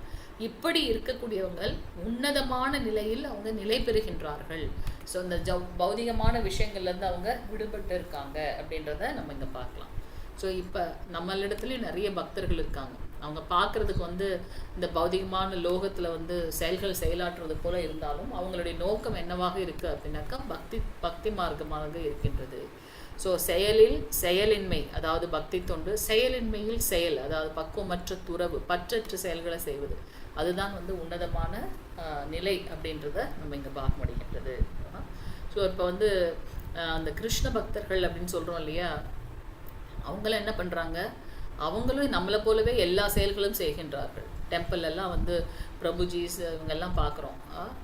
நம்ம வந்து இந்த கிரகஸ்தர்களாக இந்த பௌதிக லோகத்தில் இருந்தாலுமே கூட, கிரகஸ்தர்களாக இருந்தாலும், இந்த மக்களை எக்ஸ்போஸ் நிறைய இருந்தாலும், எப்பவும் பகவானுடைய ஸ்மரணத்திலே இருக்கும்போது கர்மாவில் அக்கர்மாவை பார்க்கின்றோம். அதே டெம்பிளில் இருக்கக்கூடிய தூய பக்தர்கள், அங்கே சர்வீஸ் பண்ணக்கூடியவங்க, அவங்களும் சர்வீஸ் பண்ணிகிட்டே தான் இருக்காங்க. ஸோ அவங்களும் என்ன பண்ணுறாங்க, அந்த பகவானுக்கு அகர்மாவில் கர்மா, அவங்களும் என்ன பண்ணுறாங்க, பக்தி தொண்டு செய்து கொண்டே தான் இருக்கின்றார்கள். ஆனால் பற்றற்ற செயல்களை செய்கிறதன் மூலமாக நாம் உன்னதமான நிலையை அடைகின்றோம் அப்படின்றத இங்கே பார்க்கலாம். 19வது ஸ்லோகம். यस्य सर्वे समारम्भा कामसङ्कल्पवर्जिताः ज्ञानाग्नितप्त कर्माणां तम् आहुः பண்டிதம் புதாக. ஹரே கிருஷ்ணா. யாருடைய முயற்சிகள் அனைத்தும் புலனுணர்ச்சியிலிருந்து விடுபட்டுள்ளதோ அவன் பண்டிதனாக அறியப்படுகிறான். அத்தகையவன் பக்குவமான அறிவு எனும் நெருப்பால் செயல்களின் விளைவுகளை சுட்டரித்தவன் என்று சாதுக்களால் கருதப்படுகிறான். ஹரே கிருஷ்ணா. ஸோ இங்கே நம்ம பார்க்குறோம், எந்த ஒரு முயற்சி செய்தாலும் அதனுடைய பலன் மேலே பற்று இல்லாமல் இருக்காங்க இல்லையா, ஸோ அவர்கள் தான் பண்டிதா அப்படின்னு இங்கே சொல்லப்பட்டிருக்கு. தமாகு பண்டிதம் புத்தா. ஸோ யாருடைய முயற்சிகள் அனைத்து புலனுகர்ச்சிகள்லேருந்து விடுபட்டிருக்கோம், நாம் நம்மளுடைய கர்மங்களை தான் பண்ணிட்டு இருக்கோம், வீட்டில் ஒரு நிலையில் இருக்கோம், கிரகஸ்தனாக, பிரம்மச்சரியாக, இல்லை வர்ணங்களில் இருக்கோம், இருந்தாலும் நம்மளுடைய செயல்கள் வந்து எப்படி இருக்குது அப்படின்னாக்கா பகவானை திருப்திப்படுத்துறதுக்காக இந்த ஒரு செயல். ஸோ அப்படி இருக்கும்போது அவங்க வந்து பண்டிதராக கருதப்படுகின்றார்கள். ரொம்ப சிம்பிளான இந்த வீட்டில் நாம் சமைக்கிறோம், ஆனால் அவருக்கு பிடித்ததும் போல் சமைச்சு அவருக்கு ஏற்றது போல் அந்த கிருஷ்ண உணவில் சமையல் செய்து அவருக்கு வந்து நைவேத்தியம் பண்ணி அதை பிரசாதமாக எடுக்கின்றோம். அங்கே நம்ம கர்மம் தான் பண்ணுறோம், ஆனால் அந்த கர்மத்தில் நம்ம என்ன பண்ணுறோம், புலனுகர்ச்சியோட விஷயங்களில் எனக்கு என்னுடைய நாவை திருப்திப்படுத்துவதற்காக அப்படின்ற அந்த பாவம் இல்லாமல், இந்த பாயசம் பகவானுக்கு ரொம்ப பிடிச்சது, ஸோ நம்ம அந்த பாவத்தில் அவங்க வந்து செய்யும்போது புலனுகர்ச்சியிலேருந்து அவங்க விடுபட்டிருக்காங்க. அப்படிப்பட்டவர்கள் பண்டிதனாக கருதப்படுகின்றார்கள். ஸோ இந்த பக்குவமான அறிவு இந்த என்னும் நெருப்பால் செயல்களின் விளைவுகளை சுட்டரித்தவர்கள் அப்படின்னு இங்கே சொல்லப்பட்டது. அவங்க தான் சாதுக்களாக கருதப்படுகின்றார்கள். அல்டிமேட் எசன்ஸ் என்ன அப்படின்னா, நாம் இந்த புலனுகர்ச்சியில் ஈடுபடாமல், என்னுடைய புலன்களை திருப்திப்படுத்துவதற்கான செயல்களில் ஈடுபடாமல், என்ன செயல் செய்தாலும் அதை கிருஷ்ண உணவில் கிருஷ்ணருக்காக அப்படின்ற பாவத்தில் செய்யும்போது அது நாம் அதனுடைய விளைவுகள் மேலே நாம் பற்றில்லாமல் இருக்கோம் அப்படின்றத நம்ம இங்கே பார்க்கலாம். ஸோ இங்கே வந்து இந்த ஞானத்தினோட பலன்கள், உன்னதமான ஞானம், பகவானே மூலம் முழுமுதற் கடவுள், அவர்கிட்ட இருந்து வந்த அங்கம் நம்ம, அவருடைய அங்கம். ஸோ அந்த அவருக்கு சேவை செய்திருப்பது தான் வந்து உண்மையான சுபாவம். அப்படி விஷயங்கள்ல இருக்கும்போது நாம் புலனுகர்ச்சி செயல்களில் பற்றில்லாமல் இருக்கும். ஸோ அதனால விளைவுகள் மேலே நமக்கு எந்த ஒரு அட்டாச்மெண்ட்டும் இல்லை அப்படின்னு பார்க்குறோம். அடுத்த ஸ்லோகம். இத்யத்வா கர்ம லாசகம் பலாசகம் நித்யத்ரூபதே நிராஸ்ரய கர்மண்ய விப்ரவர்த்தே அபி நைவ கிஞ்சித் ரோதிச.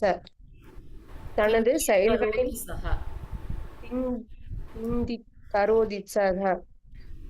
தனது செயல்களின் பலன்களின் மீதான எல்லா பற்றுதலையும் துறந்து எப்போதும் திருப்தியுற்று சுதந்திரமாக விளங்கும் அவன் எல்லாவித செயல்களிலும் ஈடுபட்டிருந்தாலும் எந்த செயலையும் செய்வதில்லை. ஆக்சுவலி ஸோ பலன் நோக்கு செயல்கள்ல ஒரு விஷயம் செய்து அதோட பலன் மேல பற்றுதல் இல்லாம இருக்காங்க இல்லையா, ஸோ அவங்க தன்னில் திருப்தி விடுகின்றார்கள், அவங்க எப்பவும் சுதந்திரமாக இருக்கின்றார்கள், நிராஸ்ரயா. ஸோ அப்படி அவங்க செயல்களில் ஈடுபட்டிருந்தாலும் அவங்க வந்து எந்த பல நோக்கு செயல்களையும் செய்வதில்லை. அதாவது இங்கே நம்ம என்ன பார்க்குறோம் பிரதானமாக அப்படின்னாக்கா, புலனுகர்ச்சி செயல்கள்லேருந்து விடுபட்டவர்கள் வந்து உன்னதமான நிலையில் இருக்காங்க. அதை தான் இங்கே நம்ம பார்க்குறோம். அவங்க பார்க்குறதுக்கு செயல்களை செய்கிறது போல இருந்தாலும் அவங்க அந்த செயலோட பற்றுதல்ல அவங்க பங்கு கொள்றதில்லை. ஃபார் எக்ஸாம்பிள் இப்போ நம்ம முன்னாடி வந்து அந்த அம்பரீஷ் மகாராஜ் இதை பார்த்தோம் இல்லையா? அவர் வந்து பார்த்தீங்கன்னா ஃபோர்ட் கம்பெனி வச்சு ரன் பண்ணிட்டு இருக்கார். அவரும் கம்பெனி ரன் பண்ணுறார், மற்றவங்களும் வந்து கம்பெனி ரன் பண்ணுறாங்க. ஆனால் 2 பேருக்குள்ள வித்தியாசம் என்ன? அவர் கர்மா தான் பண்ணுறார், ஆனால் அதனுடைய பலன் மேலே பற்று இல்லை. அது எதற்காக பண்ணுறார்? அதில் வரக்கூடிய ப்ராஃபிட் எல்லாமே வந்து இஸ்கானை எக்ஸ்பேண்ட் பண்ணுறதுக்காக அவர் உபயோகப்படுத்துகிறார். அதுக்கப்புறம் நீங்கள் வந்து பார்த்தீங்கன்னா நிறைய பேர் அந்த மாதிரி இருக்காங்க. மதுரையில் இந்த தங்கமயில் இது பண்ணுறாங்க இல்லையா, ஹிஸ் கிரேஸ் பல்ராம் பிரபுஜி. அவங்க அந்த அந்த நிறுவனத்தின் மூலமாக நிறைய பக்தி தொண்டு செய்துட்டே இருக்காங்க. நிறைய பக்தி தொண்டுக்கான விஷயங்களை பண்ணிகிட்டே இருக்காங்க. நிறைய கிளாஸ் எடுக்கிறது, பக்தர்களை வந்து அட்ராக்ட் பண்ணுறது, கடைக்கு அந்த வரவங்களுக்கு வந்து ஸ்பெஷலாக பக்திக்கு உண்டான விஷயங்களை பண்ணுறது. ஸோ அவங்க கர்மங்கள் தான் பண்ணிகிட்ருக்காங்க. மற்றவங்கள போலவே அவங்களும் ஒரு நிறுவனம் வச்சு நடத்திட்டு தான் இருக்காங்க. ஆனால் அதனுடைய பற்றுதல் மேலே பலன் இல்லாமல் இருக்காங்க. ஸோ கர்மங்களை செய்தாலும் அதில் பற்றுதலின்றி பல செயல்களை செய்கிறதுனால அவங்க வந்து உன்னதமான நிலையில் இருக்கின்றார்கள் அப்படின்றத நம்ம இங்கே பார்க்க முடிகின்றது. இறைவனுடனான நித்திய தொண்டினை பற்றி இந்த அறிவினை வளர்ப்பது நெருப்பிற்கு ஒப்பிடப்படுகின்றது. ஸோ ஏன் நெருப்பிற்கு ஒப்பிடப்படுகின்றது? நெருப்பு என்ன பண்ணும்? என்ன தவறான விஷயங்கள் இருக்கோ அதெல்லாம் பொசுக்கிட்டு போயிடும். ஸோ இந்த ஞானம் என்பது அறியாமைன்ற அந்த இருளை வந்து அகற்றி விடுகின்றது. இத்தகைய நெருப்பினை தூண்டிவிட்டால் போதும், செயலின் எல்லா விளைவுகளையும் அதை எரித்துவிடும். ஸோ அந்த ஞானம் இருக்கும்போது நம்ம என்ன பண்ணுறோம்? இதை நான் பண்ணுறேன், நான் பெரிய ஆள் அப்படின்ற விஷயங்கள்லாம் தவறானதுன்னு எனக்கு புரிய வரும்போது என்ன பண்ணுறேன்? நம்மளால் ஒன்றுமே இல்லை, இது எல்லாமே பகவானுடைய கிருபை அப்படின்ற ஒரு பாவத்தில் நம்மளுடைய செயல்கள் இருக்கின்றது. ஸோ அவங்க திருப்தி அடைகின்றார்கள், சுதந்திரமான விஷயங்களை பண்ணுறாங்க, சுய பராமரிப்பு பற்றிய கவலையின் மேல் இருக்கின்றார்கள். ஸோ கிருஷ்ண பக்தன் பரமபுருஷ பகவானிடமுள்ள தூய அன்பில் செயல்படுவதால் செயலின் பலன்களில் அவனுக்கு எவ்வித கவர்ச்சியும் இல்லை. இங்கே அர்ஜுனன் போரிட மாட்டேன்னு அமர்ந்ததுக்கு அப்புறம் கிருஷ்ணர் எல்லாத்தையும் எக்ஸ்பிளைன் பண்ணதுக்கப்புறம் என்ன பண்ணுறார்? பூரணமான சரணாகதி. நீங்கள் என்ன சொன்னாலும் நான் செய்கின்றேன் அப்படின்னு சொல்லி அவர் ஃபைனலாக என்ன பண்ணுவார்? சரணாகதி பண்ணுவார். ஸோ அக்கர்மா அல்லது பலன் விளைவுகளற்ற செயல் என்பதன் அறிகுறி. அவ்வளோதான். ரொம்ப சிம்பிளாக பிரபாதர் கொடுத்துட்டார். அகர்மா அப்படின்னா பலனை எதிர்பார்த்து எந்த செயலும் செய்யாமல் இருக்கும் இல்லையா, அதுதான் அகர்மா. அதை தவிர்த்து செயலற்ற தன்மை, குடும்பத்தெல்லாம் விட்டுட்டு காட்டில் போய் அப்படி அமைதியாக உட்கார்றது, அது அல்ல. அது எந்த செயலும் செய்யாமல் இருக்கிறது அல்ல. அது அகர்மானா பலன்களை எதிர்பார்த்து செய்யக்கூடிய செயல்கள்லேருந்து விடுபட்டு இருக்கிறது தான் அகர்மா அப்படின்றத நம்ம இங்கே பார்க்குறோம். ஸோ அதனால் உன்னுடைய கடமை சத்திரியனாக தர்மத்தை நிலைநாட்டணும். அதற்காக தான் இவ்வளோ தூரம் வந்தாச்சு. இப்போ போர்க்களத்தை விட்டு போகிறேன்னு நீ சொல்லவே கூடாது. கடமை செய்ய மட்டும்தான் உனக்கு அதிகாரம் இருக்குது, அதனுடைய பலன் மேலே உனக்கு அதிகாரமே இல்லை அப்படின்றது பகவான் ஸ்ரீ கிருஷ்ணன் இங்கே சொல்கிறார். ஸோ நீ ஒரு அக்கர்மவாதியாக இங்கே செயல்களை செய்ய வேண்டும். நீ செய்யக்கூடிய என்னுடைய உறவினர்களை நான் எப்படி கொல்லுவேன், அந்த விஷயத்துலேருந்து தான் வெளியில் வா. தர்மத்தை நிலைநாட்டணும் ஒரு சத்திரியன், என்னுடைய வர்ணம். ஸோ நான் தர்மத்தை நிலைநாட்டணும். பகவான் ஸ்ரீ கிருஷ்ணர் கூடவே இருக்கின்றார். அவர் சொல்லும்போது நான் எனக்கு எந்த ஒரு வேற்று கருத்தும் இல்லை அப்படின்ட்டு அந்த செயல்களை செய்யணும். ஸோ கடமைகளையும் செயல்களையும் செய்ய விட்டு விடாதீர்கள். ரொம்ப முக்கியமான விஷயம். நம்ம கிருஷ்ண பக்தி பண்ணுறோம்னு சொல்லிட்டு வீட்டில் எந்த செயல்களும் செய்யாமல் இருக்கிறது, அல்லது வீட்டையே விட்டுட்டு பராமரிக்காமல் போகிறது, அது அல்லவே அல்ல. அது நம்மளுடைய இஸ்கானுடைய அகைன்ஸ்ட், அந்த பிரின்சிபலுக்கு அகைன்ஸ்டான ஒரு விஷயம், தவறான ஒரு விஷயம். அப்படி அல்ல. நாம் எந்த நிலையில் இருக்கின்றோமோ, ஒரு மனைவியாகவோ கணவனாகவோ தாயாகவோ தந்தையாகவோ, அந்த நிலையில் இருந்து கொண்டு கிருஷ்ண பக்தியை ப்ராக்டிஸ் பண்ணணும். எனக்கு உண்டான அந்த கடமையை கிருஷ்ண உணர்வில் செய்ய வேண்டும். ரொம்ப முக்கியமான ஒன்று. ஸோ செயலுக்கான பலன்களின் மீது உள்ள பற்றுதலை விட்டுவிட வேண்டும், ஆனால் கடமையை செய்ய வேண்டும். அகர்மான செயலற்ற தன்மை அப்படின்ட்டு எல்லாத்தையும் விட்டுட்டு போகிறது கிடையவே கிடையாது. ஸோ நம்மளுடைய கடமையை செய்ய வேணும். அந்த கடமையோட செயலோட பலன் மேலே பற்றுதல் இல்லாமல் இருக்குது. இந்த ஸ்லோகத்தோட முடிச்சிடலாம். 21வது ஸ்லோகம். ஹரே கிருஷ்ணா. நிராசூர்யத சித்தாத்மா த்யக்த சர்வ பரிகிரஹ ஷாரீரம் கேவலம் கர்ம குர்வன்னாப்னோதி கல்பிஷம். இத்தகு உணர்வுடையவோன் மனமும் அறிவும் முழுமையாக கட்டுப்படுத்தப்பட்ட நிலையில் தனது சொத்துக்களின் மீதான உரிமை உணர்வுகளை எல்லாம் துறந்து வாழ்வின் அத்தியாவசிய தேவைகளுக்காக மட்டுமே செயலாற்றுகின்றான். இவ்வாறு செயல்படுவதால் அவன் பாவ விளைவுகளால் பாதிக்கப்படுவதே இல்லை. இந்த பூரணமான ஞானம் இருக்கிறதுனால அவங்களுடைய செயல்கள் அனைத்துமே வந்து இந்த பௌதிகமான விஷயங்களுடைய பற்றுதல் வந்து விடுபட்டு இருக்கு. எனக்கு என்ன தேவையோ அதற்காக மட்டும்தான் உழைப்பேன். பிரபுபாதர் கொடுத்துருக்கார் இல்லையா, 24 மணி நேரத்தை 3 8 மணி நேரமாக பிரிச்சாச்சு. முதல் அந்த 8 மணி நேரம் வந்து ஆன்மீக பயிற்சி, அடுத்த 8 மணி நேரம் பௌதிகமான செயல்களை செய்வது, அடுத்த 8 மணி நேரம் வந்து பார்த்திங்கன்னா நம்ம இந்த உடலுக்கு தேவையான தேவைகளை பூர்த்தி செய்வது. ஸோ இந்த உயர்ந்த ஞானம் கிடைக்கிறதுனால இது என்னுடைய இந்த அகங்காரம் மமக்காரத்துலேருந்து விடுபடுறோம். சொத்துக்கள் மீதான உரிமை உணர்வுகளை எல்லாம் துறந்து விடுகின்றோம். எது தேவையோ அதற்காக மட்டும்தான் உழைக்கின்றோம். நமக்கு இப்போ இருக்கிறதுக்கு ஒரு வீடோ இல்லை ஒரு வாகனமோ இருந்தால் போதும் இல்லையா? நம்ம என்ன பண்ணுறோம், நிறைய சொத்து வேணும், அப்போ நிறைய உழைக்கிறோம். நிறைய உழைச்சு முடியாத போயிடுது. நான் இந்த உடல் எடுத்ததுக்கு உண்டான கடமையை செய்யாமல் என்ன பண்ணுறேன், வெறும் இந்த ஜடப்பற்றுதல் மேலேயே ஆசையோடு இருக்கேன். அப்போது மீண்டும் பிறப்பு சுழற்சியில் நாம் ஆட்கொள்ளப்படுகின்றோம். ஒரு குறிப்பிட்ட பேலன்ஸ் வந்துருச்சா, ஓகே, ஃபேமிலியை ரன் பண்ண முடியுதா, ஓகே, ஸோ எல்லாரையும் செட்டில் பண்ணியாச்சு, குழந்தைங்கள் எல்லாம் ஓகே, இப்போ சரியான டைம் பக்தி மார்க்கத்தில் போகிறதுக்கு. போதும், நிறைய உழைச்சாச்சு, எல்லாரையும் வாழ்க்கையில் சாட்டிஸ்ஃபை பண்ணியாச்சு, நானும் சந்தோஷமாயிடுத்து, இப்போ என்ன பண்ணணும், பக்தி மார்க்கத்தில் போகணும். ஸோ இந்த சொத்துக்கள் மீதான உரிமை உணர்வுகள் எல்லாம் துறந்து வாழ்வின் அத்தியாவசிய தேவைகளுக்காக மட்டுமே செயலாற்றுகின்றார்கள். நான் இன்னும் என்னோட கனவுகளை எக்ஸ்பேண்ட் பண்ணிட்டே போதும் என்ற நிலைக்கு வந்தாச்சு. அதுதான் வந்து சுதந்திரமும் திருப்தியும் அப்படின்றத நம்ம பார்க்குறோம்.